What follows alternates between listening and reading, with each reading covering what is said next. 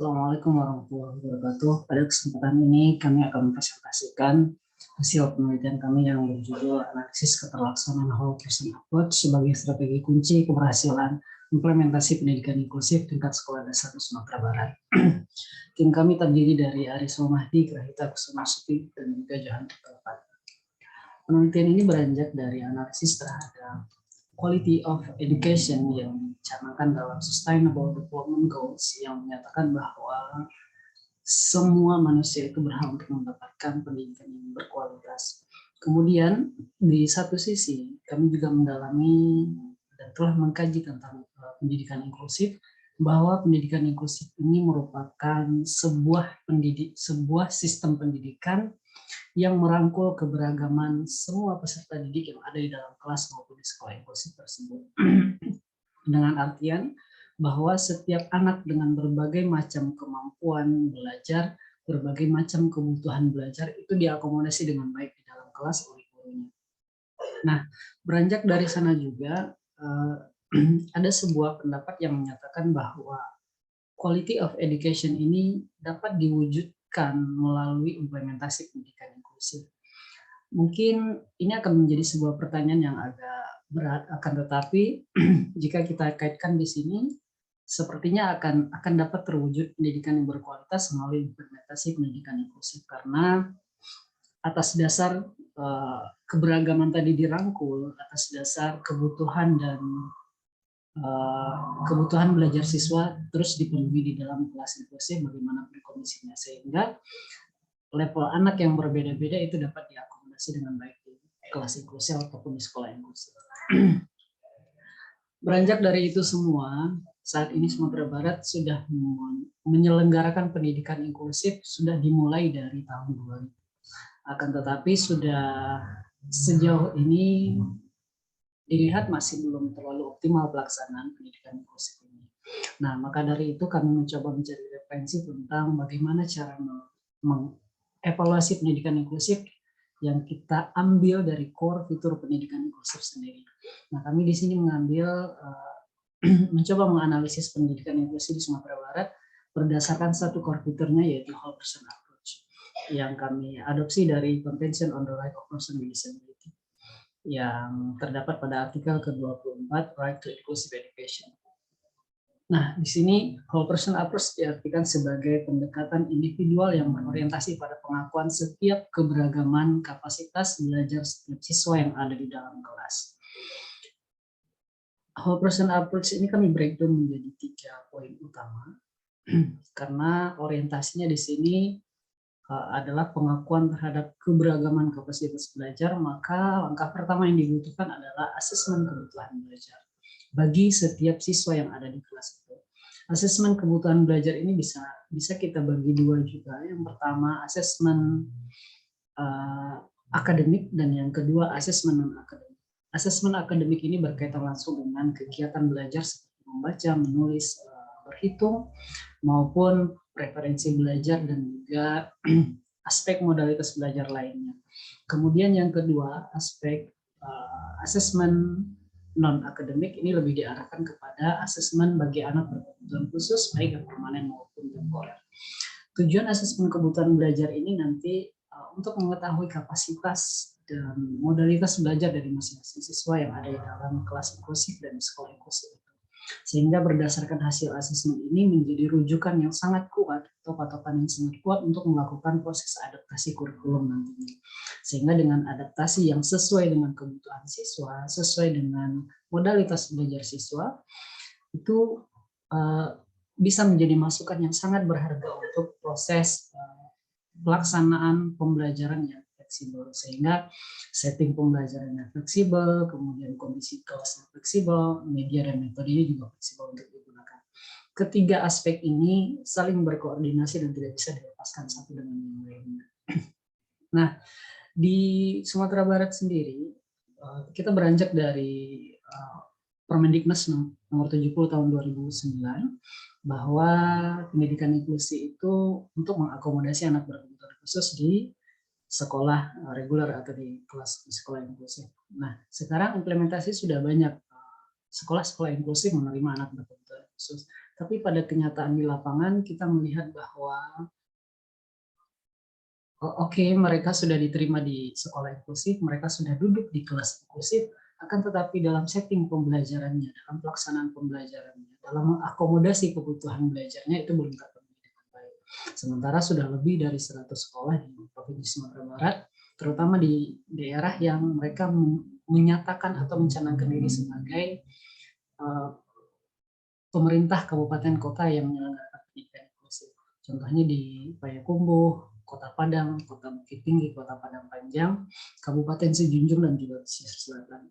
Dan setiap tahun itu bisa kita katakan selalu ada kegiatan peningkatan kapasitas baik guru pendidik khusus, guru kelas, kepala sekolah maupun staf yang terlibat di sekolah inklusif. Tetapi kalau kita lihat dari beberapa hasil penelitian sebelumnya, implementasi atas pendidikan inklusif ini masih belum. Beranjak dari itu semua, kita memiliki tujuan terhadap evaluasi berdasarkan whole person approach ini. Yang pertama yaitu untuk mengidentifikasi keberhasilan sudah sejauh apa sebenarnya diterapkan whole person approach ini oleh sekolah-sekolah inklusif. Kemudian setelah itu nanti kita juga bisa memetakan hambatan dan juga tantangan sekolah dalam implementasi whole person approach. Karena mau tidak mau kita sudah harus mengakar kepada core fitur ini untuk mencapai implementasi pendidikan inklusif yang sangat baik.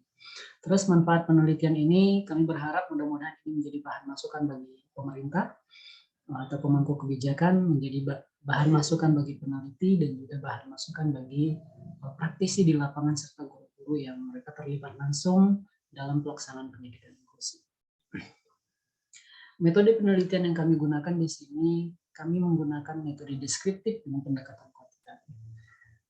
Tujuannya di sini untuk lebih memudahkan pemetaan terhadap tingkat keberhasilan, kemudian hambatan dan juga tantangan yang dihadapi oleh sekolah inklusif dalam implementasi whole person approach pada pendidikan inklusif ini.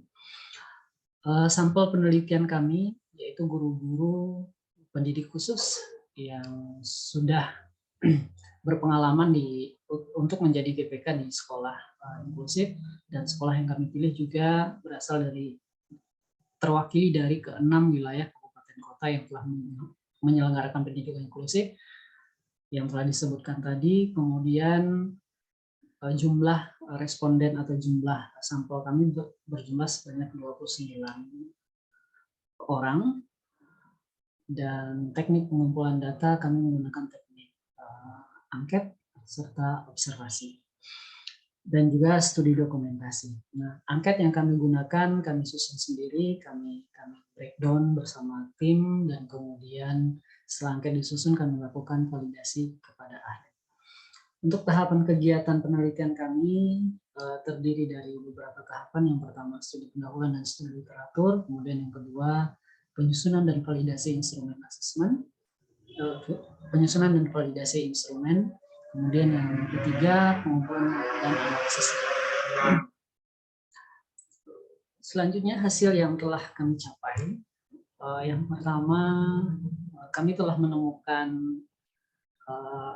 kata kunci dari whole person approach ini, karena kalau ditinjau dari beberapa referensi yang ada itu memang masih terbatas, akan tetapi mereka akan selalu beranjak dari pertama asesmen kebutuhan belajar, kedua adaptasi kurikulum, dan ketiga fleksibilitas pembelajaran.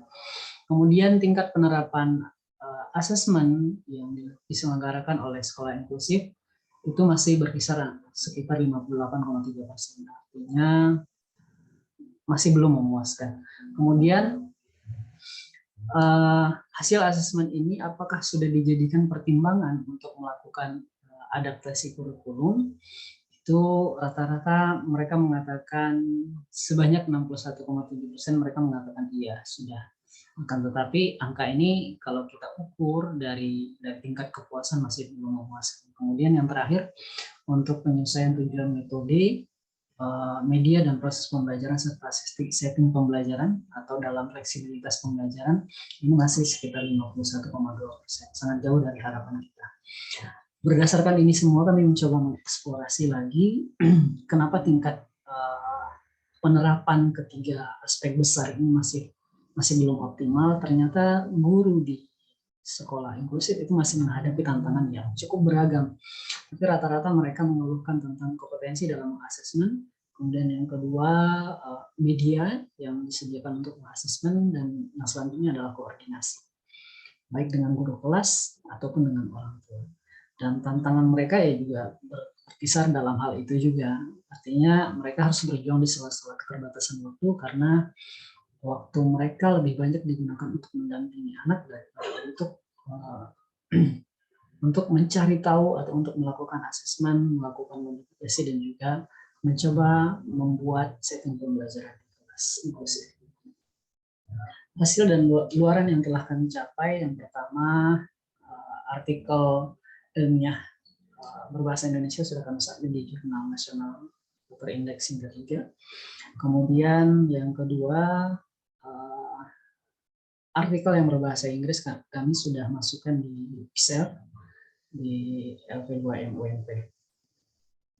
Kemudian kesimpulan yang telah kami dapatkan dari penelitian ini, yang pertama, keterterapan dari whole person approach ini masih rendah di sekolah dasar penyelenggara pendidikan inklusif di Sumatera Barat. Kemudian hal ini dipengaruhi oleh keterbatasan pemahaman, keterbatasan waktu, dan juga koordinasi dengan orang-orang terkait. Kemudian yang ketiga, kurangnya kompetensi guru pendidik khusus di dalam memahami atau melakukan asesmen dan juga melakukan adaptasi kurikulum serta menyusun fleksibilitas pembelajaran yang baik. Kemudian yang terakhir, dibutuhkan penguatan kompetensi. Mungkin lebih baik kalau kita breakdown lagi, bahwa pendidikan inklusif ini bukan hanya untuk menerima anak berkebutuhan khusus di sekolah inklusif, akan tetapi kegiatan dari pendidikan inklusif ini adalah bagaimana mengakomodasi keberagaman, kebutuhan, dan kemampuan belajar siswa di dalam kelas yang sama atau dalam sekolah yang sama.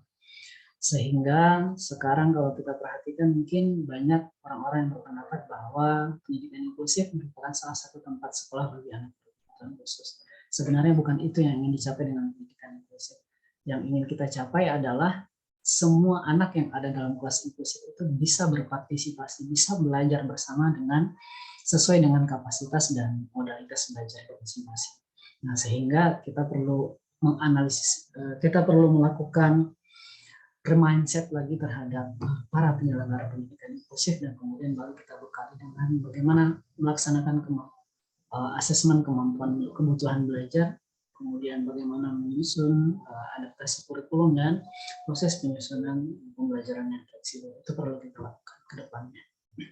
Demikian presentasi penelitian kami. Jazakumullah khairan. Assalamualaikum warahmatullahi wabarakatuh.